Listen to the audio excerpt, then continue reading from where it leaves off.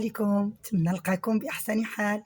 اليوم جينا لكم معلومة جديدة ومنتوج طبيعي فعال جدا للأطفال، وهو أبيكسول سيرو أونفون، شراب للأطفال ديال الكحة.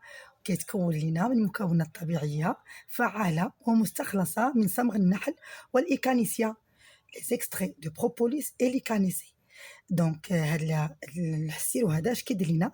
كيهدئ لنا القصبات الهوائيه وكيرطب لنا الحنجره، كيعالج كذلك الكحه، وفيه مواد طبيعيه اخرى كتساعدنا على اخراج هذاك البرغم المتراكم اللي كيكون عندنا في البلعم في المجاري والقصبات الهوائيه، وكيهدئها لنا في حاله الاصابه ديالها بالتهاب، وكيساعد كذلك على تقويه جهاز المناعه للاطفال لتوفره على هذه المستخلصات الطبيعيه ديال النحل والصمغ ديالو خاصه، وكيعطينا احساس بارتياح شامل والكلي للجهاز التنفسي. كذلك كيرطب لنا الحنجره، وبفضل النكهه ديال الفراوله ديال الفخيز اللي فيه الوليدات ديالنا كيحبوه وكياخذوه بدون صعوبه. بالنسبه لطريقه الاستعمال ديال هذا السيرو هذا اللي هو ابيكسول سيرو اونفون، بالنسبة للأطفال أقل من 4 سنوات كياخدوا معلقة صغيرة واحدة 3 مرات إلى 4 مرات في اليوم بعد الأكل. بالنسبة للأوليدات من 4 سنوات إلى 12 سنة معلقة كبيرة واحدة 3 مرات إلى 4 مرات في اليوم كذلك بعد الأكل.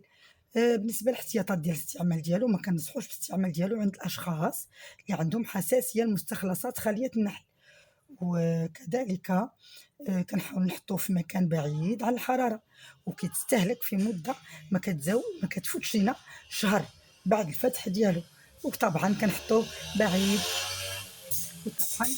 بعيد عن متناول الاطفال. هو مكمل غذائي كومبليمون اليمونتير وليس بدواء، وذلك لتوفره على مواد طبيعية 100%. يحرك جيدا طبعا قبل الاستعمال.